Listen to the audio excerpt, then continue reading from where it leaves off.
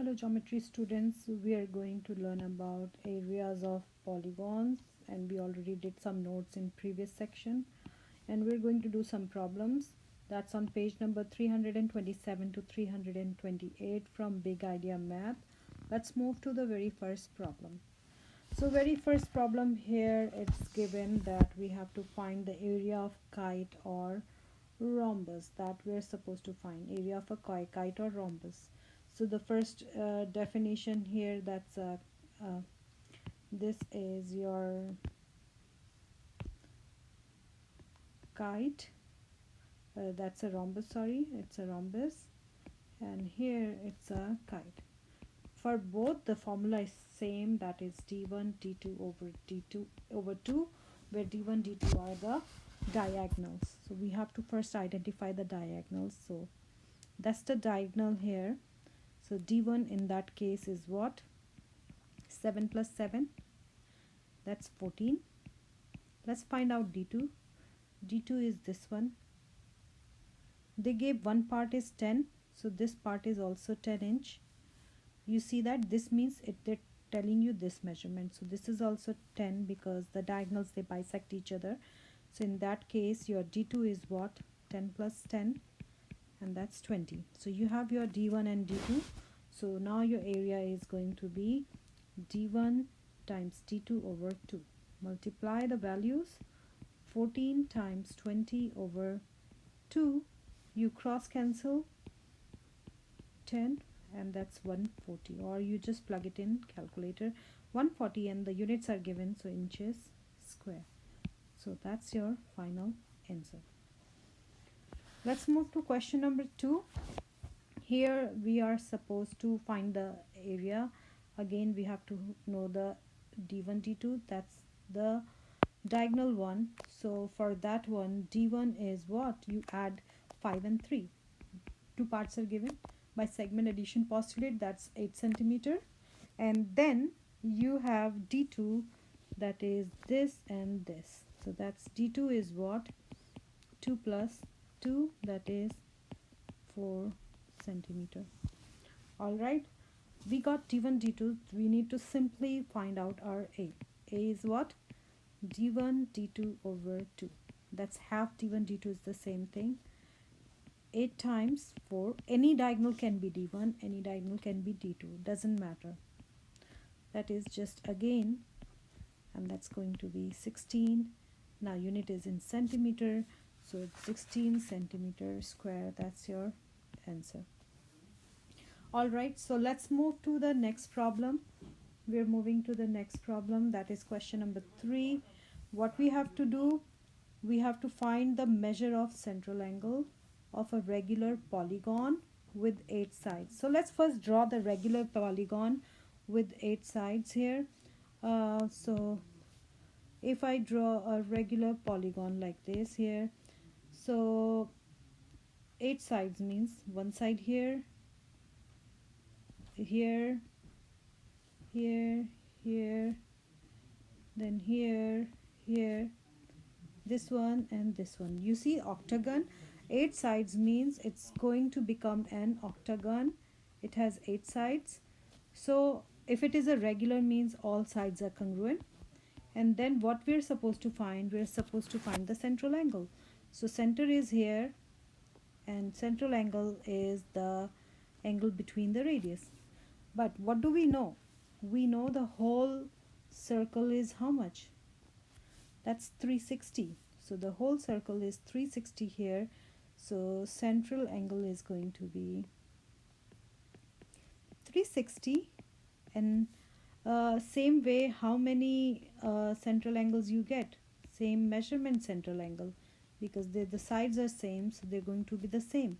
So this way we have, let me show you, we have 1, 2, 3, 4, 5, 6, 7, 8 central angles. They're the same, so the angles are going to be same. So just look at how many sides are there. 1, 2, 3, 4, 5, 6, 7, 8. Easier way to do, just divide 360 by 8, and when you divide it you get 45 degrees. That's your central angle. So in case, just suppose if it's a hexagon, regular hexagon, hexagon has how many sides? If it is a hexagon, and how many sides it has? It has 6. And someone says regular hexagon, what's the central angle? So just divide 360 by 6. If someone says it's a pentagon, what's the central angle? So 360. If it is a pentagon, 360 divided by 5. So it's basically what I have done, 360 over number of sides whenever you have to find the central angle. Okay, so question number 4, what we have, the central angle of a regular polygon are 40 degree. So suppose they have given us there is a central angle given. Suppose that's a regular polygon, and something, suppose it is formed like this.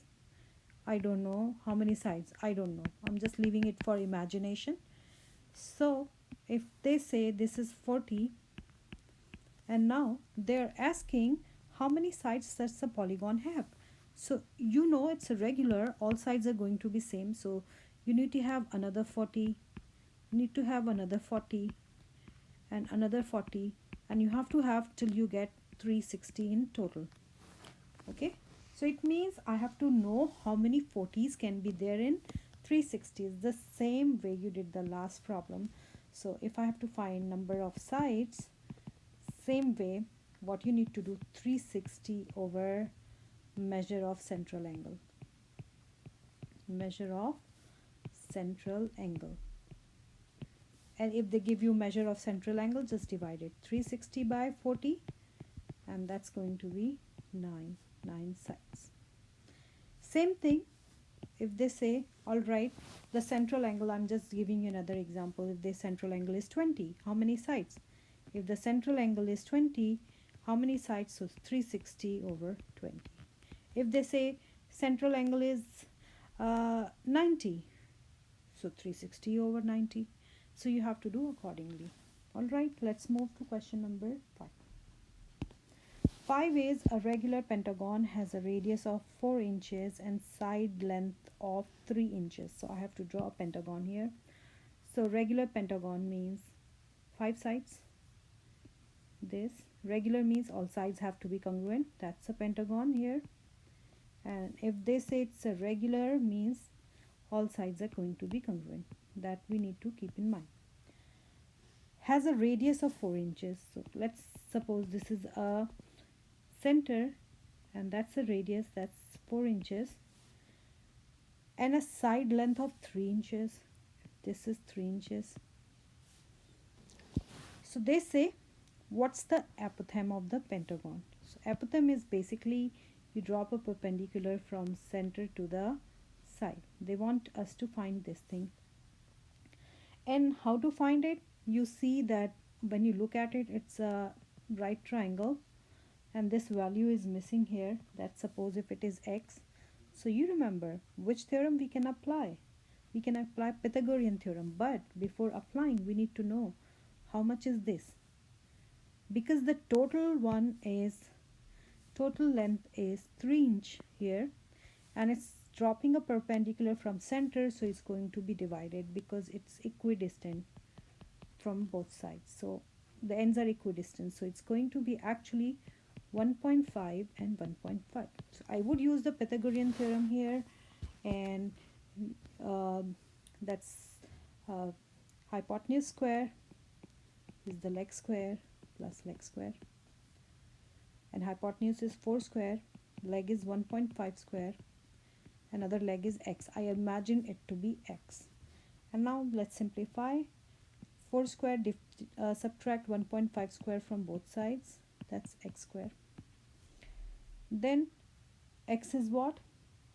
You basically simplify inside, use the calculator, and when you take the value to the nearest 100, so when you square root, so let me first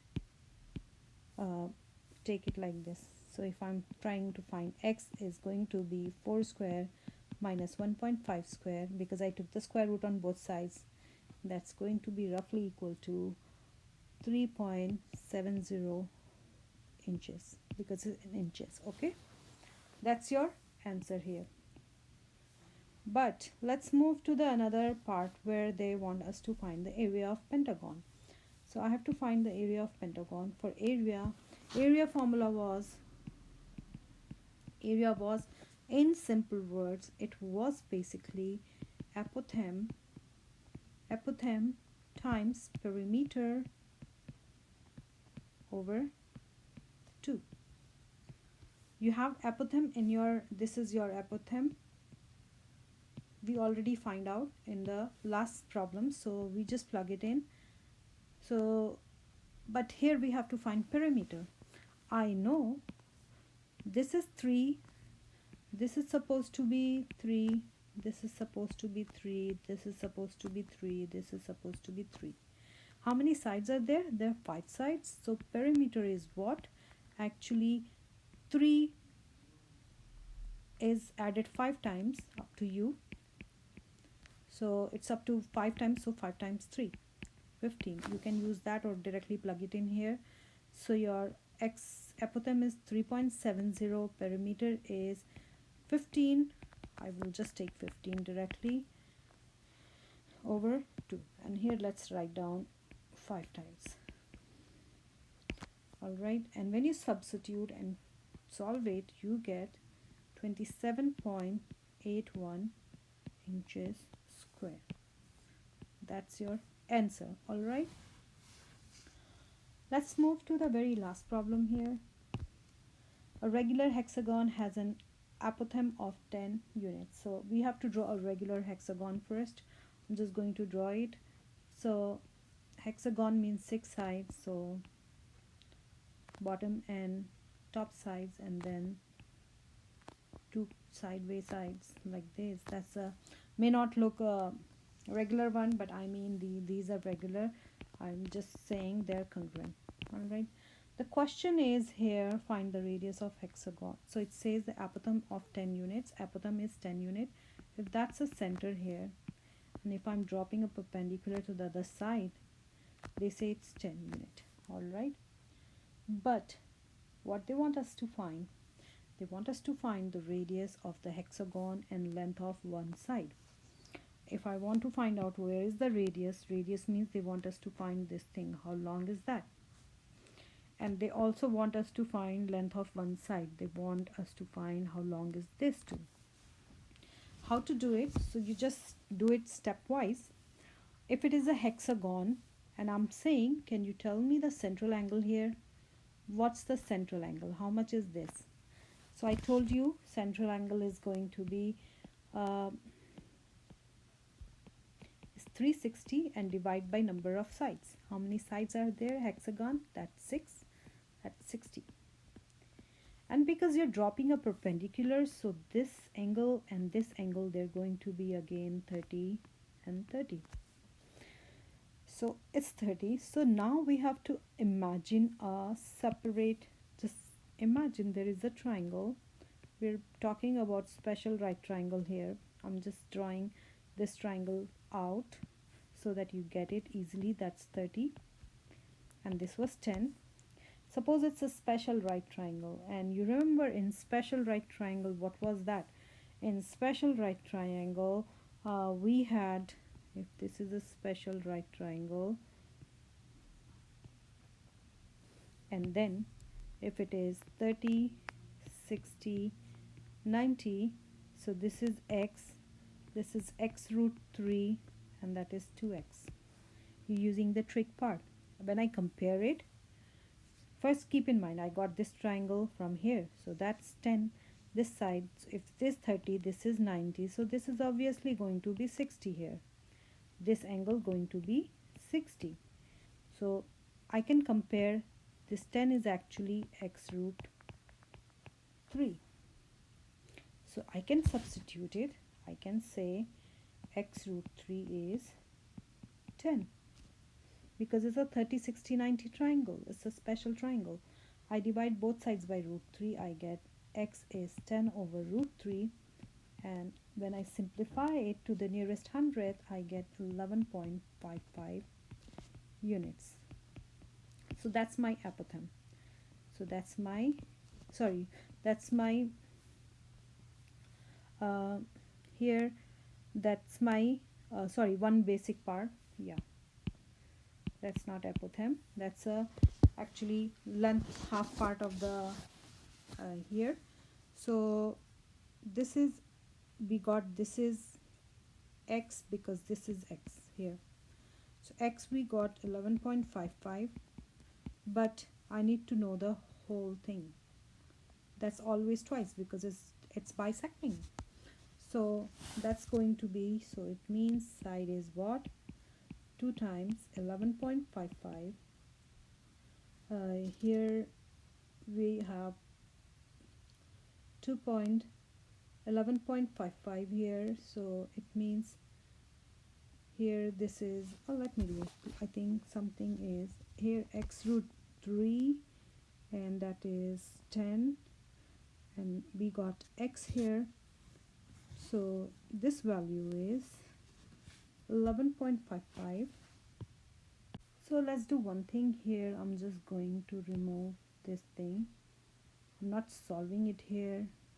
Alright, so let's do, if x is 10 root 3, so the whole side is going to be here 2x, so that's 2x, so that's 20, 2 times 10 over root 3, and that's 20 over root 3, and when you solve it, now you get 11.55 unit for side. That's your side. You have to find the radius. Radius, how do you find? The radius is actually also, in this case, radius is this side. This is actually how much? When I compare it here, that's 2x, so this is 2x, this is 2x.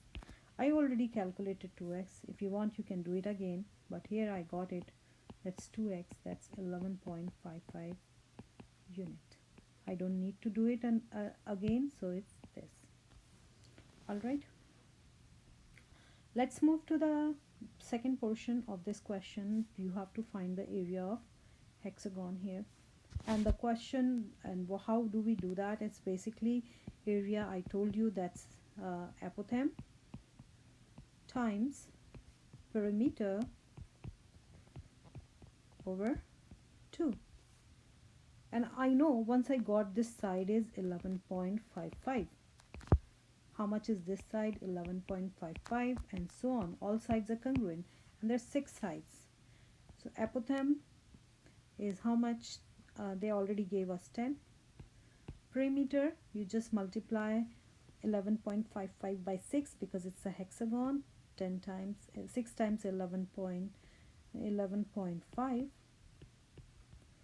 over 2, and you plug, when you plug it in and get your answer to the nearest 10, you get 346.41 unit square. When they don't give you any unit, you just use units or unit square. If it is a perimeter unit, if it is an area, then you're going to use unit square. So that's the answer for your the given one. All right, if you have any question, let me know. I hope you get it. Stay safe. Thank you so much.